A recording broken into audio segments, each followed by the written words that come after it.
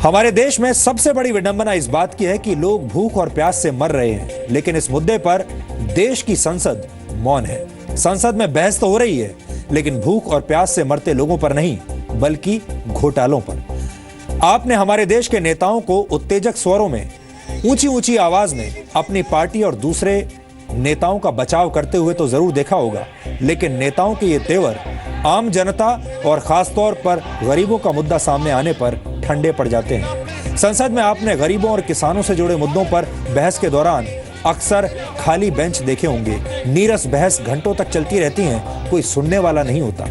इससे पता चलता है कि हमारे सांसद गरीबों को लेकर कितने सीरियस हैं। देश के सांसदों पर यह जिम्मेदारी होती है कि वो आम आदमी की आवाज को संसद में उठाएं, लेकिन आजकल हमारे सांसद ऑगस्टा वेस्टलैंड घूसकांड पर बहस कर रहे हैं।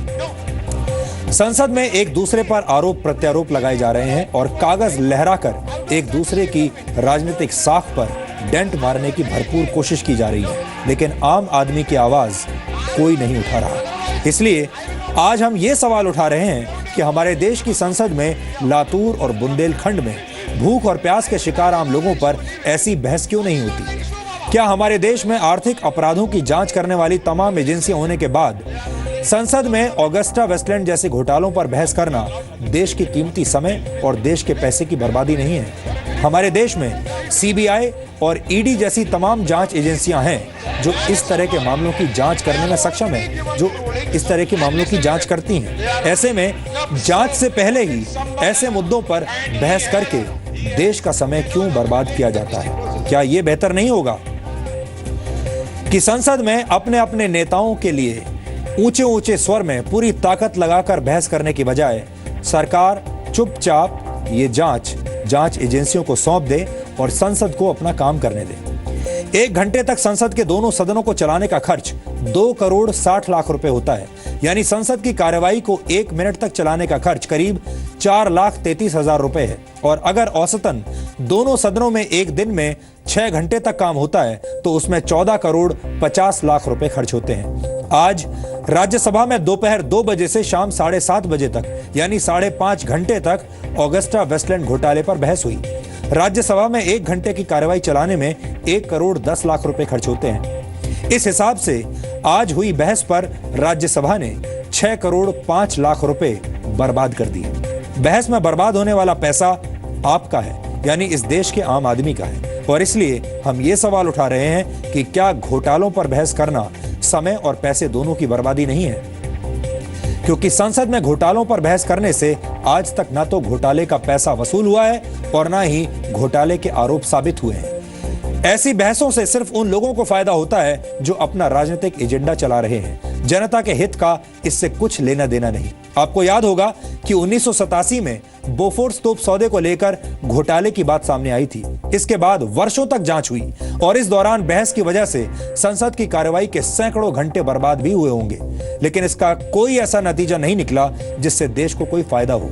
कुल मिलाकर संकेत यही है कि संसद में घोटालों पर बहस करने से सिर्फ देश का पैसा और समय ही बर्बाद होता है। संसद में बहस तो होनी चाहिए, लेकिन घोटालों पर नहीं, बल्कि आम जनता को कैसे सुख पहुंचाया जाए, आम जनता के जीवन को कैसे अच्छा किया जाए, लोग मर रहे हैं भूख और प्यास से, उन्हें कैसे बचाया जाए, इन बातों पर संसद में बहस होनी चाहिए। और जहां तक घोटालों की बात है, घोटालों पर सिर्फ जांच एजेंसियों को ये जांच सौंप देनी चाहिए और उसके बाद नतीजे का इंतजार करना चाहिए।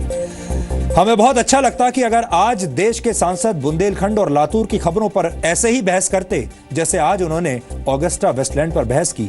जिस शिद्दत के साथ, जिस ताकत के साथ आज हमारे सांसद अपने अपने नेताओं का बचाव कर रहे थे, अपने अपने नेताओं की साख गिरने से बचाने की कोशिश कर रहे थे, उसी शिद्दत के साथ अगर वो लातूर पर या बुंदेलखंड पर बहस करते तो शायद कुछ समाधान निकलता। लेकिन आज का पूरा दिन कांग्रेस और बीजेपी के राजनीतिक टकराव का दिन था। आज ऑगस्टा वेस्टलैंड घूसकांड पर बहस के दौरान राज्यसभा में दोनों पार्टियों ने अपने अपने राजनीतिक एजेंडे को चमकाने का पूरा काम किया। दोनों तरफ के सांसद अपने अपने नेताओं को खुश करने में लगे थे। सांसद जो बोल रहे थे वो अपने अपने नेताओं के सामने ये बताना चाहते थे कि वो कितने अच्छे वक्ता हैं और उन्होंने अपनी पार्टी का बचाव या अपनी पार्टी के लिए अटैक कितने शानदार तरीके से किया। आज बहस तो खूब गर्मा गर्म रही, लेकिन नतीजा कुछ नहीं निकला। राज्यसभा में इस मुद्दे पर आज करीब 5.5 घंटे तक आरोप प्रत्यारोप का दौर चलता रहा और फिर औपचारिकताएं निभाकर बहस खत्म कर दी गई, क्योंकि किसी के पास कुछ था ही नहीं। आपका समय बचाने के लिए हमने इस बहस के कुछ दिलचस्प हाइलाइट्स तैयार किए हैं। ये हाइलाइट्स देखकर आप अंदाजा लगा सकते हैं हमारे देश के असली मुद्दों पर पैर रखकर कैसे संसद में राजनीतिक युद्ध लड़े जाते हैं। कि अगस्ता वेस्टलैंड को आपको अंदर लेकर के आना था, उनके हेलीकॉप्टर आपको परचेज करने थे, इसलिए आपने दोनों शर्तों में बदलाव किया कि 6000 मीटर की हाइट को घटाकर 4500 मीटर किया। बाकी जो कंपनियां जो कैबिन की हाइट थी उसको लेकर के आपने ऑपरेशनल रिक्वायरमेंट को, आपने सर्विस क्वालिटेटिव रिक्वायरमेंट को, आपने रिक्वेस्ट फॉर प्रपोजल को बदल के अगस्ता को एंट्री दी। अगर अगस्ता को केवल एंट्री दे देते तो भी माना जाता था, लेकिन आपने तो अभी तक उनके लिए केवल एक द्वार खोला था। हमारे यहां कहते हैं कि अंधा बाटे रेवड़ी और मुड़ मुड़ अपने को दे, और इसलिए देने की शुरुआत जब आपको करनी थी तो शुरुआत में आप यहां पर रुके नहीं। उसके बाद विषय यह होना था कि जो अगस्ता हेलीकॉप्टर जिसको आपने सिंगल वेंडर के नाते आपने एंट्री दे दी, ये सिंगल वेंडर के नाते एंट्री देने के बाद विषय आया इसका इवैल्यूएशन किया जाए। और मैं यहां ये विनम्रता के साथ कहना चाहूंगा कि आखिर वो क्या कारण थे कि उस समय के तत्कालीन माननीय प्रधानमंत्री जी के नोट की अवहेलना करके कौन सी ऐसी ताकत थी कि आपने उनके नोट की अवहेलना करके सिंगल वेंडर सिचुएशन को क्रिएट किया। We believe something wrong happened. This defense minister, the former defense minister, said in the House, yes, we believe prima facie there might have been something wrong, which is why we are having a CBI ED. My dispute is not that. My dispute is, where are you pointing? Because it is important. Is this, what is this that we are all tilting? Are you not allowing the true culprits to escape by this tilting at windmills? By your fixation to finger point only at one person, are you not actually damaging the investigation? That's right. If you were to constructively collaborate, would you not finish all these multifarious activities quickly and convict somebody or catch somebody? No. The interest appears to be to keep the pot boiling, That's right. not to have a conclusion, and to keep finger pointing. This, unfortunately, can only be ascribed to arrogance. It can also be ascribed to the hubris of power. It may be ascribed to the election defeats after 2014. Correct. I don't know. But certainly, I don't think you can intimidate us so easily.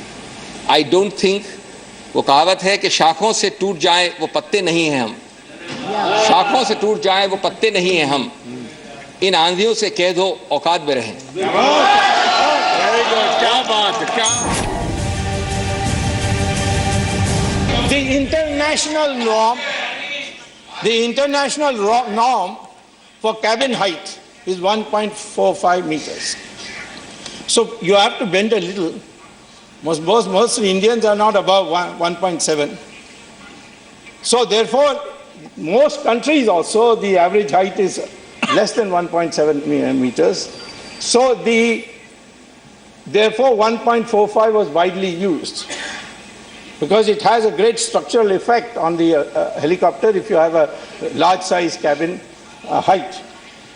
But the parameter of 1.45 meters was changed by the new UPA government to 1.80 meters. And in the whole, they must be very tall. Yeah, maybe Ghulam Nabi Azad must have been thought of as the VIP will use it most often. I don't know. The issue is that there is no other helicopter produced in the world which has 1.80 meters or above. That means you had already started the process to see everybody else is eliminated, and only one particular helicopter is purchased. मैं 40 साल पहले अपनी बूढ़ी माँ को गांव में छोड़ के दिल्ली में इसलिए नहीं आया था कि यहाँ के कोई भ्रष्टाचार किया जाए, या कोई बेईमानी की जाए। जो लोग आरोप लगा रहे हैं उनसे मैं कहना चाहूँगा कि बातिलों से डरने वाले नहीं, या आसमां हम 100 बार ले चुका है तो इम्तिहान। मेरे खिलाफ और मेरे लीडर्स के खिलाफ, चाहे पूर्व प्रधानमंत्री हो, एंटनी जी हो और कांग्रेस प्रेसिडेंट हो और कोई भी लीडर हो, मैं आज पूछना चाहूंगा कि इसी ऑर्डर में कहीं पे भी किसी भी लीडर को इंडिकेट किया गया है, इंडाइट किया गया है, किसी को भी आरोपी के रूप में कहीं पे भी पेंट किया गया है, कहीं पे भी ये कहा गया है कि इनमें से किसी ने घूस ली है या ब्राइब ली है। जेंटलमैन सिटिंग देयर, उनसे कहूंगा कि कहीं पे भी ये सिद्ध कर दें तो मैं इस सदन से इस्तीफा दूंगा, सार्वजनिक जीवन छोड़ के चला जाऊंगा। Can you prove that? Can you prove that? I'm giving this document. The statement 2013, the decision, I'm quoting the decision 2010. Read this para 3. On para 3, on November 19, 2003, Which I said. a meeting was taken by then Principal Secretary. In that meeting it was decided height reduced from 6,000 to 4,500, cabin height 1.8 meters. Yes, that is. It is by your government. Don't accuse us. I don't blame them also. I am not saying anything that they have done this or that. But the decision was taken by you. Don't put the blame on us. The motives behind these decisions are today being doubted by entire nation. As I said in my opening remarks, the fact that there was a corruption in the matter is brought out in extensive details. Antony himself said that there is a corruption. He is brought out in extensive details in recent judgments of Milan High Court. It dominates our public discourse. Sadly, it has also dented country's image and then standing in the world. The country wants to know as to who instigated, who supported, and who benefited from the corruption. We cannot let this pass. ये हमारे देश की बहुत बड़ी विडंबना है कि यहाँ सिर्फ बड़े लोगों, नेताओं और पैसे वालों की बात होती है। बड़ी हैसियत वाले लोगों की तकलीफें, उनकी महत्वाकांक्षाएं, उन पर लगे आरोप और उनके सुख दुख पर तो हर कोई बात करता है, लेकिन देश के आम आदमी की बात करना फैशन में नहीं है। उनके बारे में कोई बात नहीं करना चाहता। आम आदमी अपनी तकलीफों के समाधान के लिए वोट देता है। इन्हीं वोटों के दम पर सरकारें बनती हैं और कुछ लोग अचानक बड़े लोग बन जाते हैं। फिर इन्हीं बड़े लोगों की शय पर भ्रष्टाचार होता है और इसी भ्रष्टाचार पर संसद में बहस होने लगती है। यानी आम आदमी से शुरू हुई बात किसी बड़े आदमी के भ्रष्टाचार के मुद्दे पर आकर अटक जाती है और इस पूरी प्रक्रिया का मकसद भटक जाता है। हमें इसका इलाज करना होगा और अपनी प्राथमिकताओं के पेंच कसने होंगे।